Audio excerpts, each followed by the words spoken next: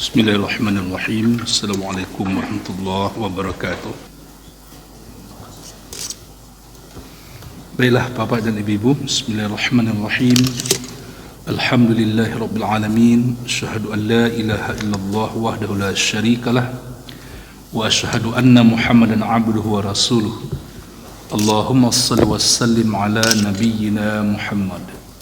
Allahumma bika asbahna wa bika amsayna wa bika nahya wa bika namut wa ilaika nusyur.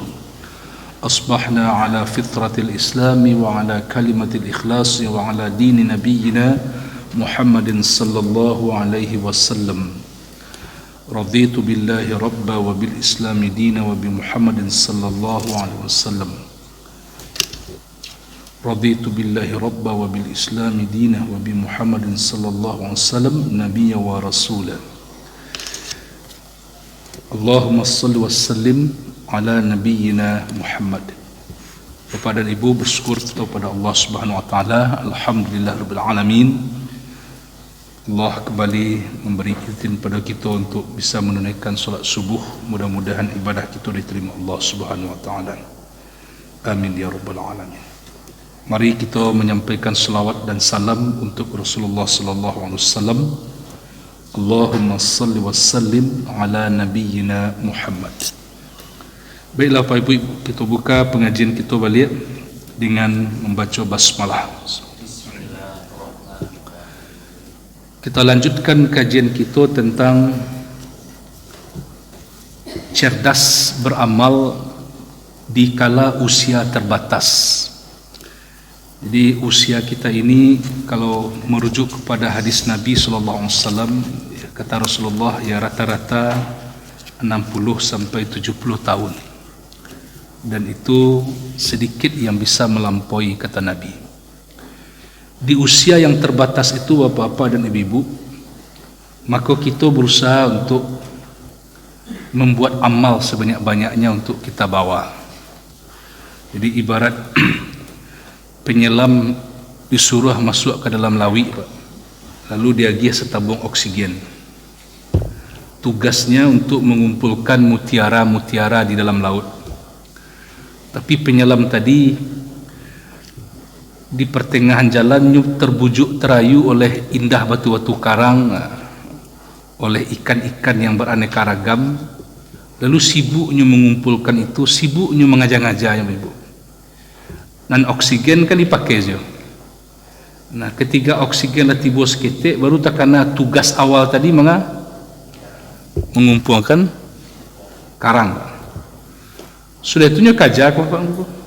Dikumpulkan karang tadi, batu-batu, mengumpulkan mutiara. Tugas awal mengumpulkan mutiara. Tapi di tengah jalan terbujuk oleh keindahan laut, alam bawah laut, keindahan ikan. Maka diusahakannya lah untuk mengumpulkan mutiara tadi dengan sisa oksigen letak kawi, dan diusahakan juga balik ke teh balik sampai di puncak oksigen habis, yang mutiara terkumpul sedikit. Kata majikan yang magihan oksigen tadi, dengan oksigen sekian banyak mestinya lebih dari sakawi engkau bisa membawa mutiara. Tapi bako dek cik 2 dan 3 saja bisa bawa.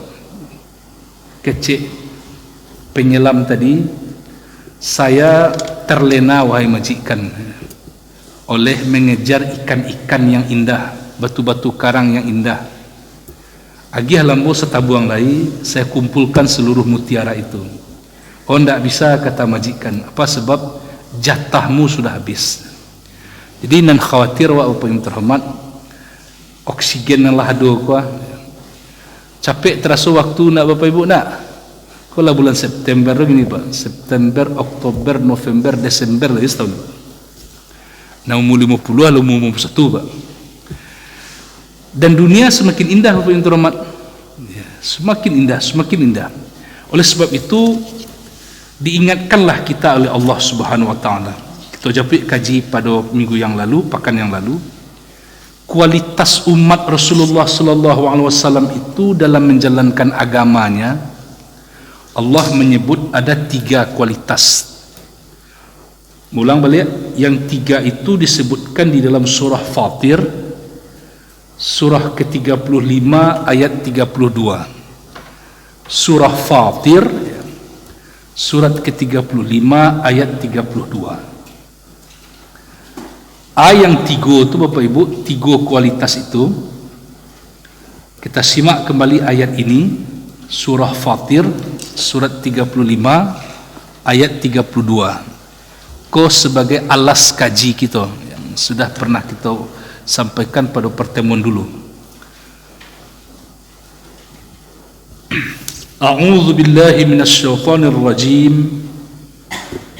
Bismillahirrahmanirrahim. Thumma awrathna al-kitaba alladhina istafayna min 'ibadina faminhum zalimun li nafsihi wa minhum muqtasid wa minhum sabiqun bil khairati bi idznillah dzalika huwal fadlul kabir. Surah Fatir, surat ke-35. Fatir artinya Allah yang Maha Pencipta, ya. Pencipta Tuhan, ya. Allah yang menciptakan, pencipta artinya Fatir itu. Surat ke-35 ayat 32 itu dia. Summa awrasnal kitabal ladzina istafayna min ibadina. Summa, kemudian, awrasna, kami mewariskan, kata Allah. Apa yang diwariskan oleh Allah? Al-Quran, Al-Kitab. Ya. Allah berkami menunjukkan kekuasaannya dan Dia menggerakkan makhluk-makhluknya, ya, untuk berbuat sesuai dengan perintah yang diinginkan oleh Allah Subhanahu wa taala. Sampailah Quran ke tangan kita, Bapak Ibu. Kepada siapa Al-Quran diwariskan? Allazina istafaina min ibadina, kepada hamba-hamba, orang-orang yang kami pilih, min ibadina, dari antara hamba-hamba kami, dari umat, dari Nabi Adam sampai umat Rasulullah SAW, dari masa Nabi Adam sampai umat Rasulullah SAW, kitalah yang dipilih oleh Allah Subhanahu wa taala. Dari sekian umat-umat nabi-nabi dulu, kitalah yang dipilih oleh Allah untuk mendapatkan Al-Quran ini, kitab yang sempurna, dan menyempurnakan serta meluruskan penyimpangan-penyimpangan yang dibuat oleh manusia terhadap kitab-kitab Allah yang turun sebelumnya, Al-Quran. Alhamdulillah Rabbil Alamin, sampai Quran di tangan kita, Bapak Ibu. Tapi bahas sikap umat Rasulullah SAW yang telah mendapatkan Al-Quran ini, ada 3 sifat sikap mereka. Ini menunjukkan kualitas mereka dalam menjalankan ajaran agama ini. Dan pertama, faminhum zalimun li nafsi, maka ada di antara mereka, kata Allah, orang yang mendapatkan Quran tadi, zalimun li nafsi, orang yang zalim kepada dirinya. Siapa orang yang zalim kepada dirinya itu, Pak Ibu? Orang yang memang tidak mengacuhkan sama sekali Quran. Itu banyak masalah penyelesaiannya ada dalam Quran, tapi jangankan mengamalkan huruf saja tak tahu dah, Pak, huruf Quran. Maka wajar saja ada bupati di salah satu kabupaten di Indonesia, pejabat yang tak bisa baca Quran, lah dilantik, dites oleh, tak bisa pecat, berhentikan lagi, ditanggalkan dari jabatan. Bajinya akan menjalankan hidup dengan pedoman dari Al-Quran, huruf tak tahu, tapi ada orang Islam, kabar orang Minang, kerajaan Jakarta, hanya kecian, tak ada hubungan baca Quran tu dengan kualitas pegawai negeri. Itu loh kerajaan, Pak, tukang-tukang gilia tu tadi, suak orang kidarinya, Pak. Ada pula seperti itu sikap. Zalimul li nafsi ini orang yang zalim kepada dirinya. Ada tafsir menyebut zalimul li nafsi ini orang yang banyak berbuat maksiat. Itu orang yang zalim kepada dirinya, Bapak Ibu.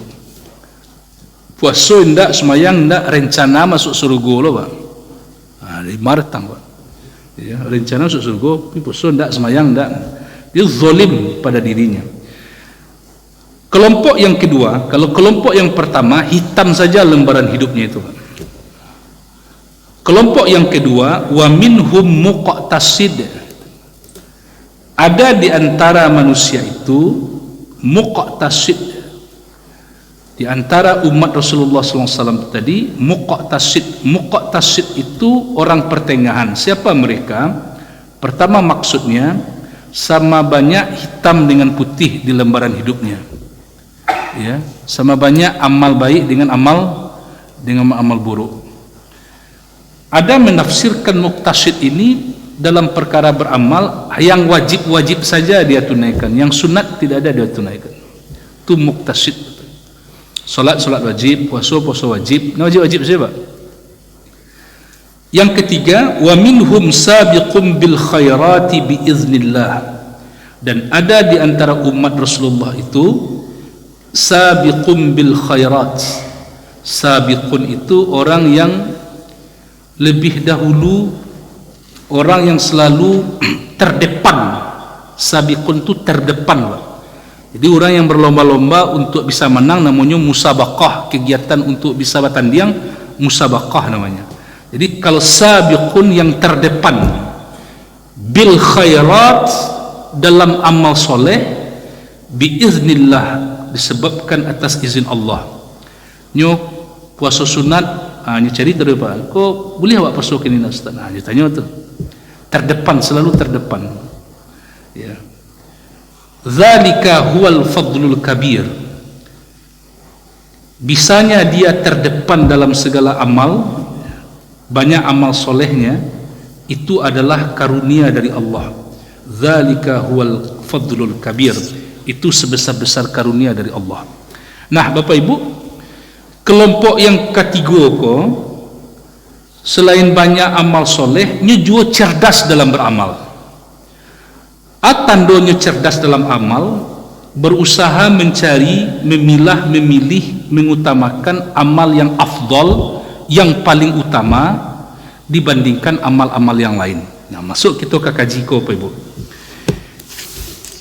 Dikumpulkan ayat dan hadis oleh para ulama kita bisa menyimpulkan amal tu bisa lebih utama dibandingkan amal yang lain disebabkan oleh 6 penyebab. Jadi ada 6 penyebab satu amal lebih afdal, lebih utama dibandingkan dengan amal yang lain. Penyebab yang pertama disebabkan oleh jenis amal tu Bapak Ibu. Nah, karena Bapak Ibu kaji kita pekan yang lalu, karena itu solat lebih utama dari baca Quran. Yang lebih utama mandanga baca Quran daripada solat sunat. Pertama Bu, solat sunnah dulu itu lebih utama daripada mandanga baca Quran. Solat lebih utama dari membaca Al-Quran. Membaca Al-Quran lebih utama daripada berzikir.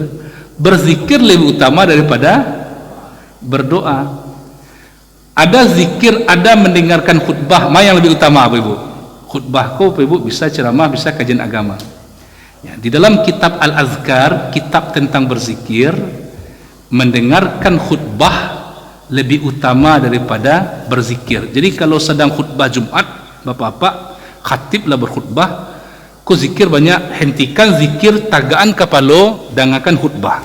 Itu termasuk amal yang afdal di majlis zikir. Mau pernah mengaji penteromat di satu tampek Bukit Tinggi, mengaji waktu itu bulan puasa lu mengaji Pak. Sudah zuhur pegawai kolat duduk meningkar Pak, wala mengaji Pak. Ada seorang di muka duduk Pak, nyu mungkin mengajan tadarusnya Pak, awak ngaji nyu sibuk lo baca Quran seorang Pak, langsung buat tegur Pak pinter Pak. Awak di guru kecil ambo baganti-ganti awak coba. Bisa Pak taganggu eko di ambo mengecek nak khusuk Pak baca Quran, atau bisa ambo taganggu coba.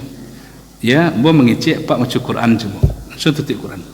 Jadi di adab di majlis ilmu itu semua banyak adabnya Pak, banyak adabnya. Lebih afdal mendengarkan khutbah dibandingkan berzikir. Kalau adabnya di dalam majlis zikir tadi. Kemudian yang kedua, disebabkan oleh perbedaan waktu. Ada amal itu lebih afdal dibandingkan amal lain disebabkan oleh perbedaan waktu. Waktunya, Pak. Kita cari contohnya. Kemudian yang ketiga, Pak Ibu Rahmat, disebabkan oleh perbedaan tempat. Tampaknya, Pak. Doa aku, Pak Ibu Rahmat, nak ada doa ndak rancak arti tu, Pak. Seluruh doa rancak. Tapi cari tampaknya, Pak. Kau doa menjapit marapulai. Dia waktu kumbah kan ada adik menjepit marapulai, Bu.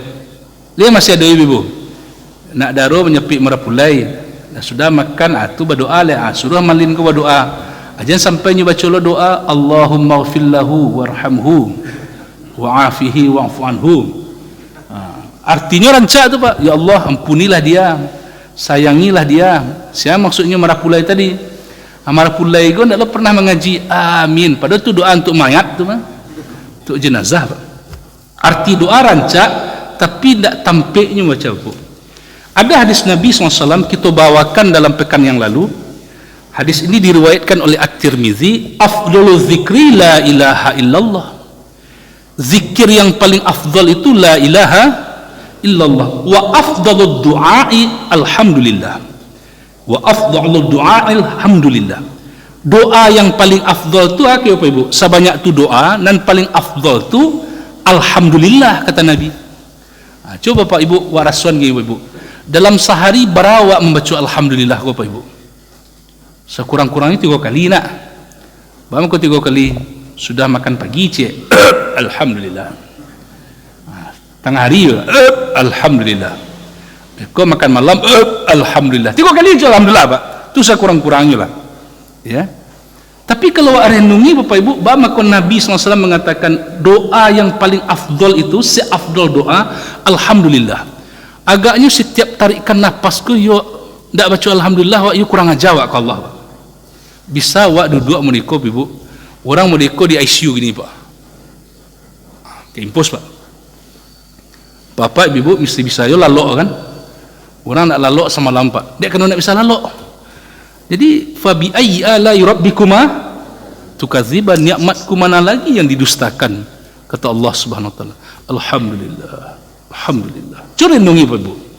Awak maka susah kadang manusia mengucapkan alhamdulillah karena nantakana dinyo yang ndak ada di inyo, Pak.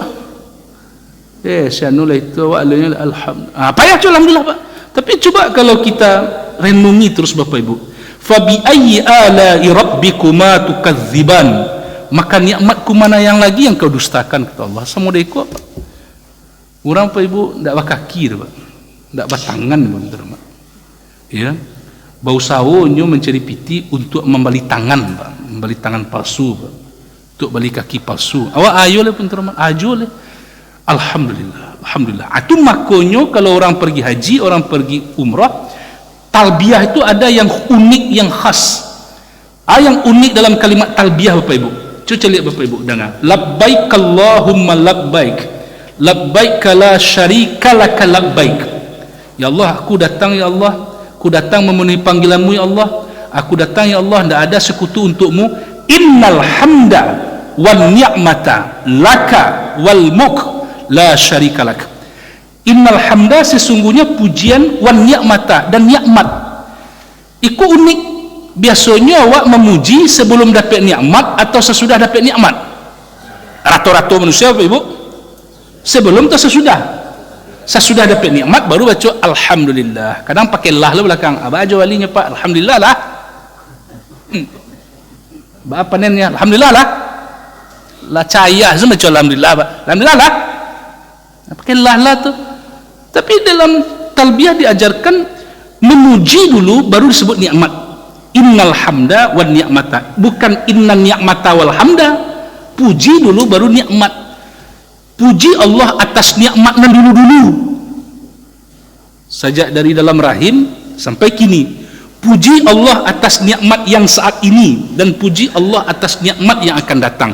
Tu makanya di dalam talbiyah diajar Nabi SAW ke orang yang pergi haji, ke orang yang pergi umrah, Indak innal ni'mata wal hamda dulu, tapi innal hamda wan ni'mata. Disuruh kita melalui talbiyah itu Bapak Ibu banyak baca alhamdulillah, alhamdulillah, alhamdulillah. Delah sampai delah bisa umrah. Alhamdulillah, alhamdulillah, alhamdulillah.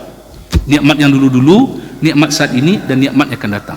Tapi tanpa membaca alhamdulillah itu calik lu Bapak Ibu. Selesai solat, assalamualaikum warahmatullahi, assalamualaikum warahmatullahi. Ada setengah orang alhamdulillah. Tidak tampaknya Pak.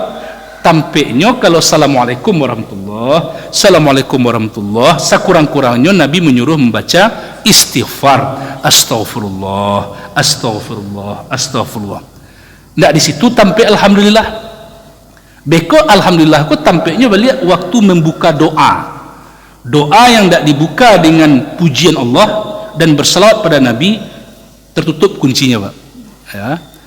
Membuka doa baca alhamdulillah, alhamdulillah rabbil alamin, wassalatu wassalamu ala asyrafil anbiya'i wal mursalin wa ala alihi wa ashabihi ajma'in. Mintalah. Nanti ditutup lagi dengan juga memuji Allah. Amin amin ya rabbal alamin. Subhana rabbika rabbil izzati amma yasifun, wassalamun ala mursalina walhamdulillahi rabbil alamin. Buka dengan alhamdulillah, tutup dengan alhamdulillah. Di situ tempatnya alhamdulillah tadi. Jadi ada amal itu lebih utama dibandingkan amal lain disebabkan karena perbedaan tempat. Nan kampe Bapak Ibu disebabkan karena perbedaan pelakunya. Urang nan mengarajon Bapak Ibu. Oleh sebab itu dalam perkara imam, siapa yang lebih utama, yang lebih afdal jadi imam, kata Nabi sallallahu alaihi wasallam, aqra'uhum li kitabillah. Orang yang paling qari, yang paling bagus bacaan dan pemahamannya tentang Quran. Jadi bukan orang yang paling tua Pak. Kadang di satu tampeknya pasun Pak, ada anak muda Pak, ada anak muda qari yo, fasih yo, suara rancak, perangai elok, ya. Tapi ya lumba bini kadang-kadang kan. Kalau di Imam Syafi'i utawana lah bini, itu dalam fikih Syafi'i. Tapi lu dapat jodoh, tapi tidak ada. Ini jago bini, ini menjaga diri, ini jago akhlaknya, menjaga adab. Ya, duluan ini. Kadang ada dengan gaek ko Pak, ko kasus-kasus satu masjid, musola ko, anyu pasuan diri ko muko Pak. Nak uliah pokoknya. Gila tangga kan? Itu nyo.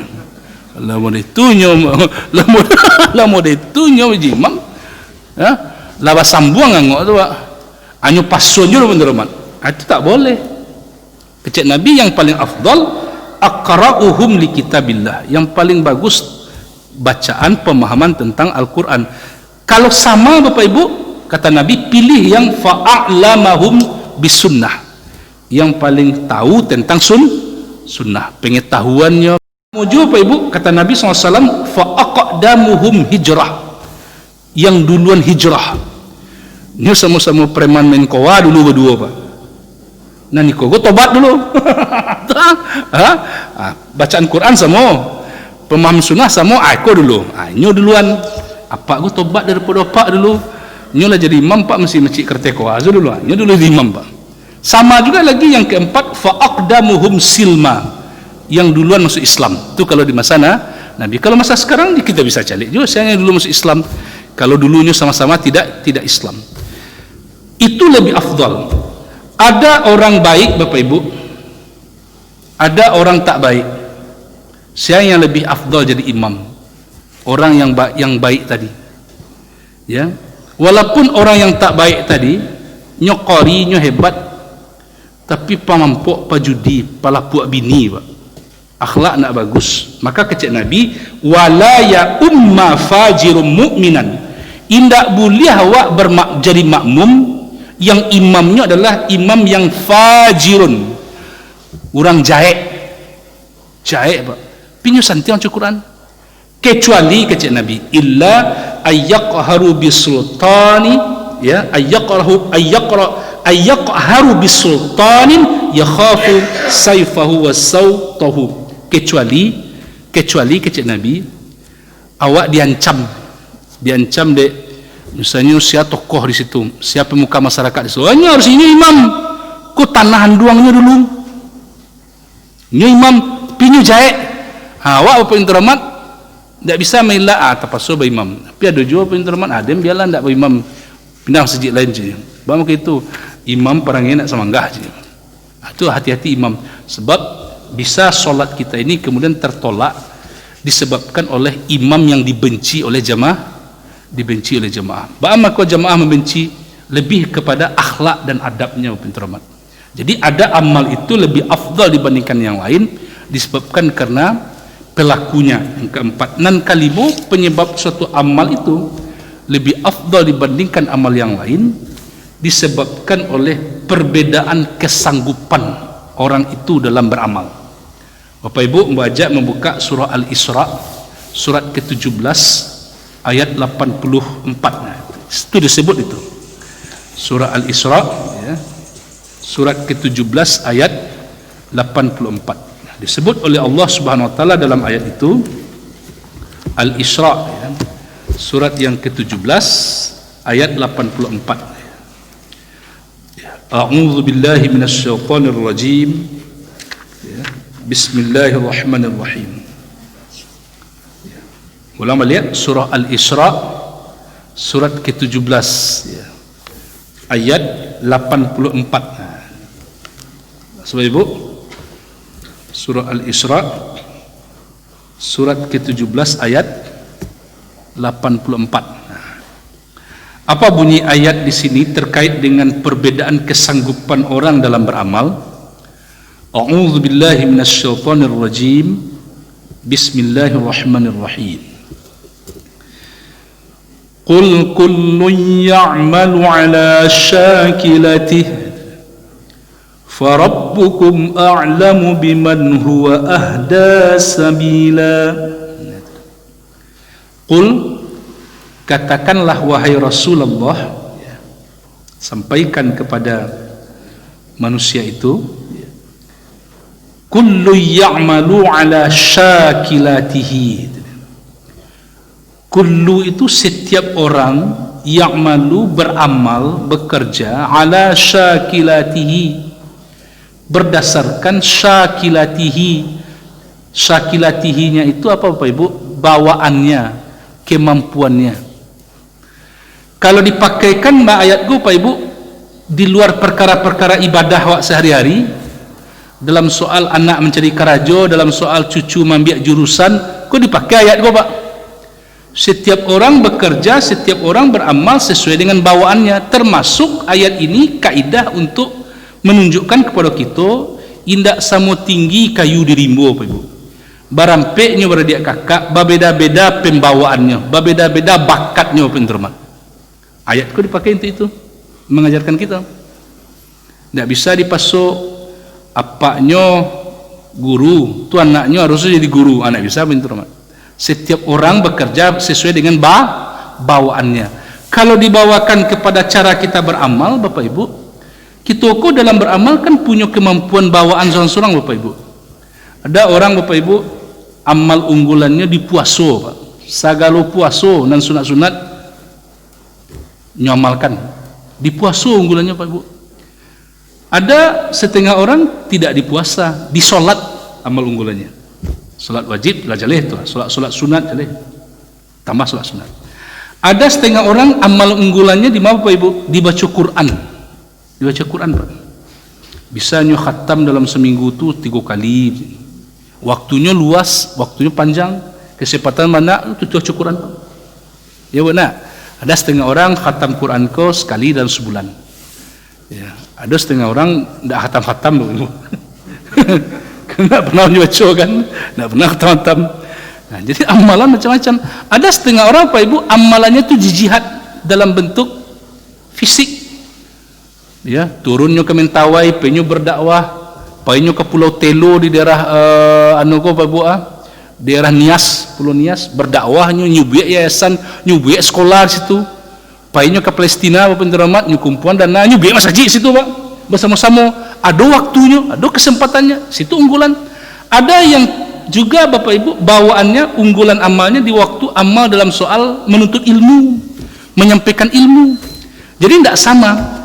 Karena itu kata Rasulullah SAW, ada orang nanti yang dipanggil masuk surga itu dari pintu bernama Ar-Rayhan.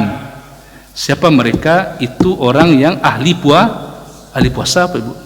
Ada yang dipanggil dari pintu solat, ada yang dipanggil dari pintu zakat, pintu sedekah. Ini amal unggulannya sedekah, Pak Ibu.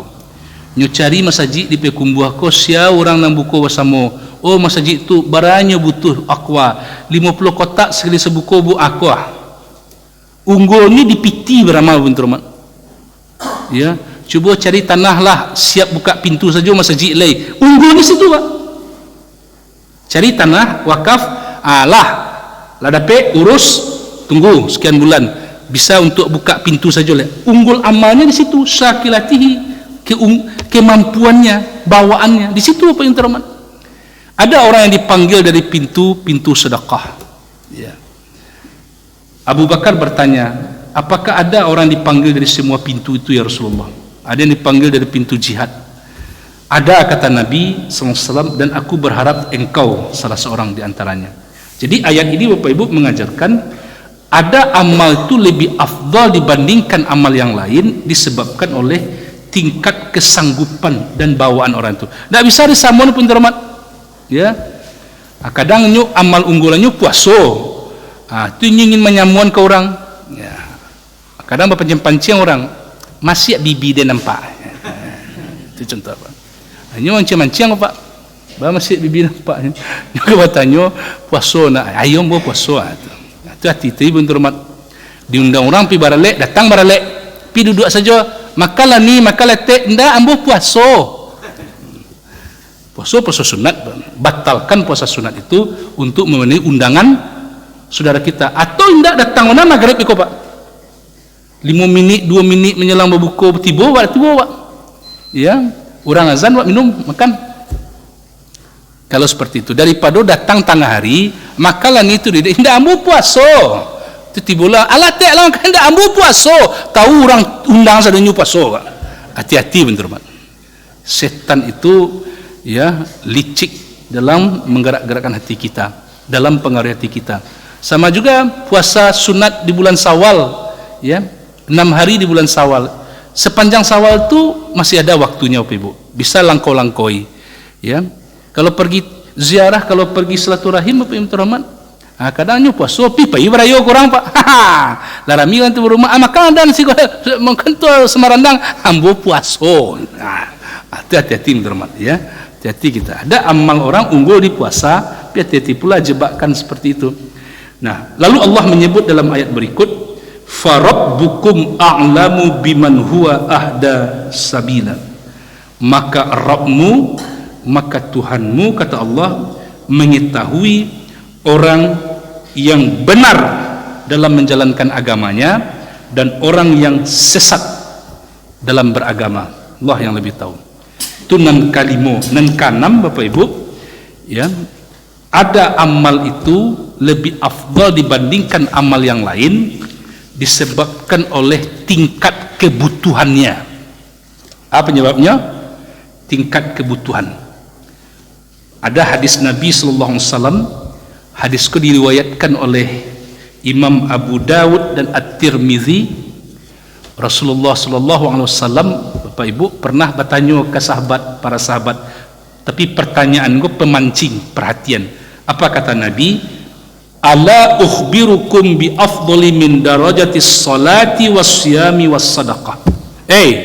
Tahu tak kalian, kata Nabi SAW, ada amal yang lebih afdal, tinggi derajatnya dibandingkan solat, puasa dan zakat.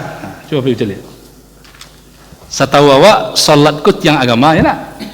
Tak solat orang sama dengan peruntuk agama. Tapi kata Nabi, ada amal yang derajatnya ya tinggi dibandingkan solat, dibandingkan puasa, dibandingkan zakat.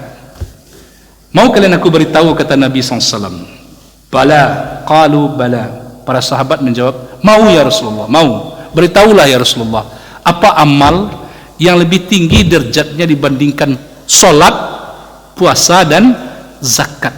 Qala, Nabi menjawab, islahu dhatil bayin.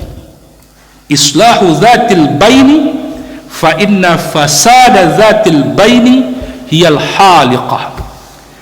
Islah mendamaikan. Islah itu apa, Bu? Mendamaikan. Siapa yang mendamaikan? Ya, al-bain, zatil bain, dua orang yang bertikai, dua orang yang bersengketa, dua orang yang tak ada bersilaturahim tahun-tahun, diusahakan untuk didamaikan, Bapak Ibu teman.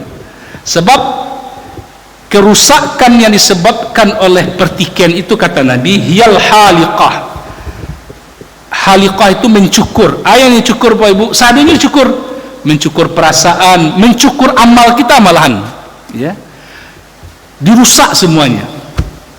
Oleh sebab itu, mendamaikan orang yang bersengketa itu disebabkan butuh waktu itu, situasinya harus ada yang turun tangan mendamaikan, lalu dia berusaha mendamaikan. Maka dalam kondisi itu, kata Nabi, balasan yang diberikan Allah Subhanahu wa taala kepada orang tadi lebih tinggi, lebih afdal dibandingkan balasan pada orang yang solat, puasa dan zakat. Hati-hati juga orang baca hadis ko, Ibu. Kurang-kurang semayang cari surah kini cakaplah kadang gaden je. Biarnya udah mayan atuh, ayo tu, Pak. Kurang-kurang solat kan, nyudang-adang adon nak orang kau cara nak kadang gaden biarin damian, jadi kurang-kurang semayang mah atunya. Itu salah memahami hadis ini. Hadis ini maksudnya, Bapak Ibu terhormat, ada amal lebih afdal dibandingkan amal lain disebabkan tingkat kebutuhan. Sehingga kecek Nabi, i'tikaf kalian di Masjid Nabawi, masjidku ini, Masjid Nabawi maksudnya, sebulan penuh, akan lebih aku sukai orang yang berjalan bersama saudaranya, nyuupayaan memenuhi kebutuhan saudaranya itu, dibandingkan orang yang i'tikaf di masjidku ini sebulan penuh. Ya, Bapak, ya. Sebab padahal kita tahu fadilah balasan solat di Masjid Nabawi itu lebih tinggi dibandingkan solat di masjid-masjid lain. Tapi kata Nabi, memenuhi kebutuhan saudara kalian yang butuh, yang berhajat, lebih aku utamakan dibandingkan kalian yang i'tikaf di masjidku ini sebulan penuh. Ya, piti ka umrah ado, ko anak etek ko besok akan mendaftar kuliah untuk Ramadan. Kalau tidak mendaftar batal, hangus, nyula menangis siang malam. Pai ka Basnas pada ambil zakat, nak lu ada zakat lah habis loh. Piti ka umrah ado ko Pak, wa akan mendaftar. Ko para lu anak sekolah mendaftar umrah dulu atau bantuan sekolah dulu. Abu, kau dapat demo kedua-duanya, Pak. Pendaftar umrah yo bantu sekolah yo. Tapi kok memilih kita, Bapak Ibu, utamakan yang paling mendesak kebutuhannya tadi. Kan pernah ada kisah, Bapak Ibu, Abdullah bin Mubarak, nama ulama itu, kalau saya tak salah, di daerah Kufah, Irak. Dia pergi haji. Orang waktu itu berhaji harus pakai unta, pakai kendaraan, Bapak Ibu terhormat, lasikan lamanya mengumpulkan dana piti di satu kampung. Tadanga dinya, Bapak Ibu terhormat, orang memasak gulai, Pak, masak gulai. Singgah dia ke situ, Bapak Ibu, harum mana gulai engkau, ya, dia bisa minta ambo ndak? Kecik ibu tadi, engkau haram memakan gulai ini. Ba mako haram, ko nanambo gulai bangkai ayam mati. Ba mako ambo gulai bangkai ayam mati, ambo janda, anak ambo butuh makan, tak ada orang bantu. Ambo cari ayam-ayam busuk, ambo gulai, ambo biar untuk makan.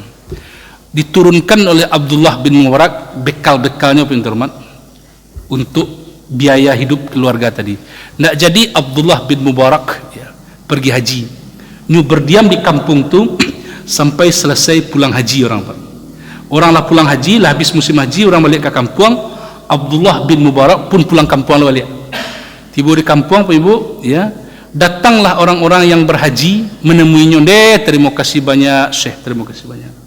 Engkau lah banyak menolong kami di Makkah. Terkejut belum dulu? Nah, ada pun ada datang jadi ke Makkah. Tapi kan engkau nak ambil naik kami di Arafah mah. Kami butuhkan engkau yang datang. Tak ada, kata Abdullah bin Mubarak. Heran beliau, tengah malam Abdullah bin Mubarak bermimpi. Ada suara kepada beliau, wahai Abdullah bin Mubarak, Allah telah menerima hajimu. Allah telah menerima hajimu. Apa ada, Bapak Ibu?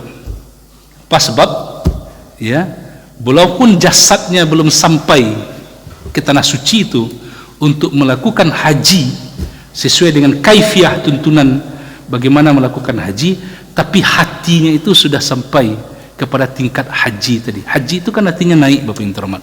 Apa sebab? Lebih afdal waktu itu melakukan suatu amalan disebabkan ada tingkat kebutuhan. Itu makanya Pak Ibu, ada hadis dari Rasulullah SAW diriwayatkan oleh At-Tabrani, kecek Nabi, kok hakim hadis kok Pak? Yaumun min imamin adilin, satu hari bagi seorang imam pemimpin yang adil, hakim yang adil, afdulu min ibadati sittina sanah, lebih afdal dibandingkan ibadah orang biasa selama 60 tahun.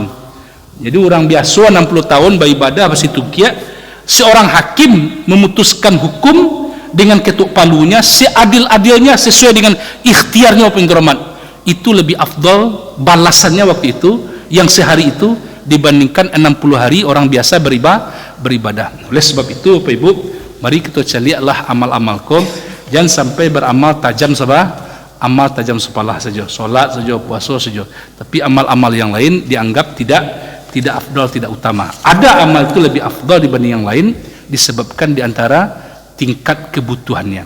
Itulah dulu Pak bin Rahmat uraian curahan kita. Karena itu kelompok umat Rasulullah SAW yang ketiga tadi, sabiqum bil khairat, lebih terdepan melakukan amal kebaikan, dia akan berusaha mencari dan mengamalkan amal yang afdal dibandingkan amal yang paling afdal dibandingkan amal-amal yang lain. Wallahu a'lam bishawab.